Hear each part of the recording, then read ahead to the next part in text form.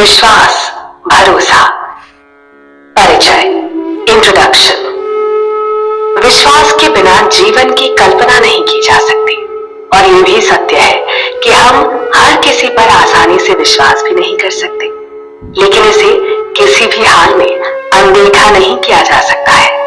लोग बेशक आत्मा को अनदेखा करें, पर वास्तव में वो है और हमारे शरीर को संचालित करती है। ऐसे ही इस पूरे ब्रह्मांड को चलाने वाली एक शक्ति है जो दिखाई नहीं देती, पर वो है।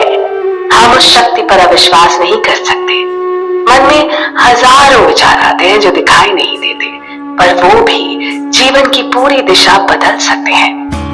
जरा सोच कर देखिए कि जब आपको अपने ही माता पिता पर भरोसा ना हो, घर की मेड पर भरोसा ना हो, बिल्डिंग के सिक्योरिटी गार्ड पर भरोसा ना हो, कपड़ा सिलने वाले दर्जी पर भरोसा ना हो, बैंक वालों पर भरोसा ना हो, तो जीवन की क्या दुर्गति होगी। ऐसे ही कदम कदम पर हमें हजारों लोग मिलते हैं। अगर उन सब पर संदेह किया जाने लगे तो रिश्ते तो खराब होंगे ही, साथ में जीवन से सुख शांति भी चली जाएगी। बिना विश्वास के व्यक्ति हर समय शंका में ही रहेगा। विश्वास मन का वो भाव है जिसे दिखाया नहीं जा सकता और न ही इसके लिए किसी प्रमाण की आवश्यकता होती है। हालांकि ये समय, काल, परिस्थिति, वस्तु, व्यक्ति के अनुसार बदल जाता है। कई लोगों पर हम विश्वास करते हैं और बदले में उनसे धोखा मिलता है, जिसके कारण आगे से हम सतर्क हो जाते हैं। उन लोगों से सतर्क हो जाना उचित है, लेकिन विश्वासघात के डर से बाकियों के प्रति अविश्वास पैदा कर लेना गलत है, क्योंकि हमें समाज में हर बार विश्वासघात ही नहीं मिलता। अब हम श्रीमद् भगवद गीता के कुछ श्लोक के माध्यम से विश्वास भाव के महत्व को समझते हैं। असत्यम प्रतिष्ठम ते जगदाहुरनि शबरम अपरस्पर संभूतम किमन्यत काम है तु कम। इस श्लोक में भगवान कृष्ण अर्जुन को मुख्य रूप से आसुरी विचारधारा वाले लोगों के बारे में बताते हैं। वो कहते हैं कि ये जगत मिथ्या यानी असत्य है, इसका कोई आधार नहीं है और ये संसार भगवान के बिना अपने आप ही चल रहा है। मतलब कि ये केवल स्त्री पुरुष के संयोग से पैदा हुआ है, कामेच्छा के अतिरिक्त कोई अन्य कारण नहीं है। तो आसुरी लोगों की इस सोच से समझ आता है कि उनका भगवान कृष्ण में कोई विश्वास नहीं होता है और बिना विश्वास के कोई मतलब ही नहीं बनता कि वो भगवद गीता के ज्ञान से कोई लाभ प्राप्त कर सके। ऐसे लोग कभी नहीं सोचते कि आखिर वो इस भौतिक दुनिया में क्यों आए हैं और उनके जीवन का मूल्य लक्ष्य क्या है। जब व्यक्ति को श्री कृष्ण की कही बातों पर विश्वास हो जाता है, तब वो उसका पालन करने हेतु अपने स्वभाव में बदलाव लाने का प्रयास करता है या कहीं अपने स्वभाव को नियंत्रित करता है। वैसे विश्वास का स्तर हर व्यक्ति में अलग अलग होता है। अध्याय 9 के तीसरे श्लोक में भगवान कृष्ण ने कहा है कि हे परंतप, जो लोग भक्ति में श्रद्धा नहीं रखते वो मुझे प्राप्त नहीं कर पाते, अतः वो इस भौतिक जगत में जन्म मृत्यु के मार्ग पर लौटते रहते हैं। इसके अलावा 8वें अध्याय के 15वें श्लोक में भगवान ने इस भौतिक जगत को दुखालय अश्वाश्वतम कहा है, जिसका अर्थ है कि ये दुनिया दुखों का घर है, साथ ही अस्थिर भी है। अब समस्या ये आती है कि इस जगत में हर कोई दुख परेशानी से घिरा है, लेकिन लगातार अपने अपने तौर तरीके से खुशी खोजने का प्रयास कर रहा है।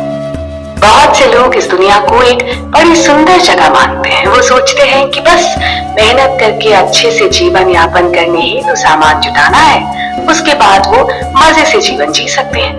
लेकिन इस भौतिक संसार में धन संपदा से अवसाद यानी डिप्रेशन का शिकार हो जाता है, जबकि उसके मुकाबले एक साधु संत ज्यादा संतुष्ट नजर आता है। कर्म करना जरूरी है, लेकिन किस दिशा में प्रयास किया जा रहा है उसे भी देखना चाहिए। अब अगर कोई इस दुनिया को ही अपना सब कुछ मानेगा तो वो अंत तक इस दिशा में ही प्रयास करेगा। भौतिक संसार के प्रति आसक्ति रखने से वो बार बार यहाँ जन्म लेता व मरता रहेगा। परंतु भगवान कृष्ण के उपदेश को सुनकर और उस पर विश्वास करते हुए जब जीव उस दिशा में प्रयास करता है तो उसे भौतिक संसार में मिलने वाले कष्टों का सामना करने की शक्ति मिलती है। ये नहीं कहा जा सकता है कि कृष्ण की भक्ति करने वालों के कष्ट पूरी तरह नष्ट हो जाते हैं, क्योंकि दुख तो परछाई के समान अंत तक व्यक्ति के साथ चलता ही है। तो भगवान कृष्ण का दिव्य ज्ञान हमें जीवन का वास्तविक लक्ष्य बताते हुए हमें इन कष्टों को सहन करने की शक्ति देता है। 18वें अध्याय के 58वें श्लोक में भी भगवान ने कहा है कि अगर तुम अपने मन को मुझ में लगाते हो तो मेरी कृपा से सभी बाधाओं को पार कर जाओगे, लेकिन यदि तुम अहंकारवश मेरी बात को नहीं सुनोगे तो तुम्हारा विनाश हो जाएगा। विनाश का अर्थ हुआ इस भौतिक जगत में ही फंसे रह जाना, जबकि कल्याण का अर्थ हुआ इस जगत की दुख परेशानियों से मुक्त होकर हमेशा के लिए भगवान कृष्ण के परम धाम को प्राप्त करना, जहाँ कोई दुख नहीं। परंतु नास्तिक लोगों को भगवान का ज्ञान विज्ञान समझ नहीं आता और ना ही वो इसको समझने में रुचि दिखाते हैं। व्यक्ति के अंदर भगवान के प्रति जो विश्वास होता है उसे श्रद्धा रूप में समझा जा सकता है और श्रद्धा को परिभाषित करना बहुत मुश्किल है, जबकि एक नास्तिक व्यक्ति को हर बात पर प्रमाण चाहिए होता है। इस प्रकार उनमें भगवान के प्रति श्रद्धा नहीं आ पाती। दूसरी तरफ जिनका भगवान कृष्ण में असीम विश्वास है वो उस विश्वास की शरण में रहते हुए शांति व सुख का अनुभव कर पाते हैं। इसे ही विश्वास की शक्ति कहते हैं। यतो कृत्स्न वेदक स्मिन कार्य सक्तम हेतुकम अतत्वार्थ वदल्पम च तत्ताम समुदाहतम। इस श्लोक में भगवान कृष्ण ने अर्जुन को तामसिक ज्ञान के बारे में बताया है। इससे पहले वो सात्विक और राजसिक ज्ञान के बारे में भी बता चुके हैं। यहाँ भगवान कहते हैं कि वो ज्ञान जिससे मनुष्य किसी एक प्रकार के कार्य से आसक्त हो जाता है, जो कार्य असल में महत्वहीन है। जब व्यक्ति वास्तविक ज्ञान के बिना उस तुच्छ कार्य को ही अपना सब कुछ समझ लेता है और उसी में बुरी तरह लिप्त हो जाता है, तो वही तामसिक ज्ञान होता है। तो इस श्लोक की मदद से हम उस वास्तविक ज्ञान के बारे में जानेंगे, साथ ही विश्वास का जो भाव है उस संदर्भ में भी इसे समझेंगे। अब देखा जाए तो कलयुग में अधिकतर लोगों के पास तामसिक ज्ञान ही है, क्योंकि आज व्यक्ति शास्त्रीय आदेशों के अनुसार नहीं चल रहा। आज के समय में ज्यादा से ज्यादा धन कमाना ही व्यक्ति का सबसे बड़ा लक्ष्य बन चुका है। अधिकतर लोगों को दृढ़ विश्वास हो चुका है कि ज्यादा पैसा, खूबसूरती, ऐश्वर्य, ताकत, रुतबा, शक्ति आदि होना ही एक सफल जीवन की पहचान है। ऐसा ज्ञान उसे बस शारीरिक स्तर पर ही सहूलियत दे पाता है। ऐसे ज्ञान का परम सत्य या कहीं आत्मा संबंधी ज्ञान से कोई लेना देना नहीं होता है। अब क्योंकि आत्मा दिखाई नहीं देती है तो बहुत से लोग बिना प्रमाण या कहीं सबूत के इस पर विश्वास नहीं करते।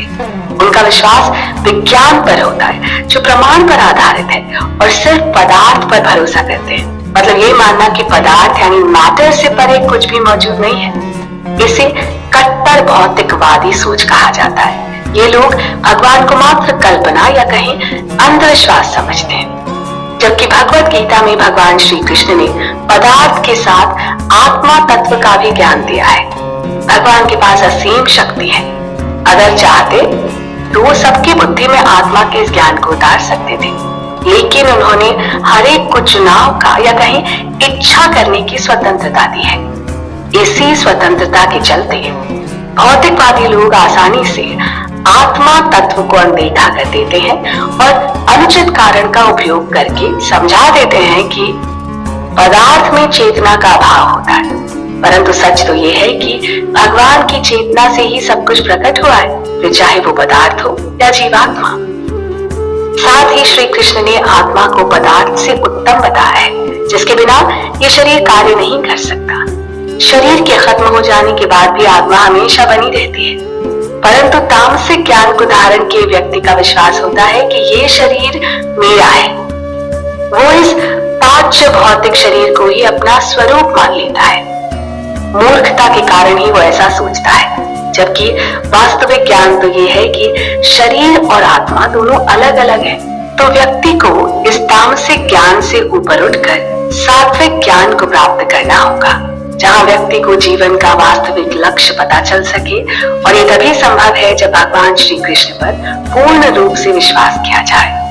भगवान कृष्ण के बताए अनुसार सात्विक ज्ञान वो है जिसके अंतर्गत व्यक्ति अलग अलग प्राणियों में एक अविनाशी परमात्मा को देखता है, फिर चाहे वो मनुष्य हो, पशु हो या पंछी हो या फिर पेड़ पौधे ही क्यों ना हो, सबके प्रति संभाव रखने वाला ही भगवान को सबसे प्रिय है।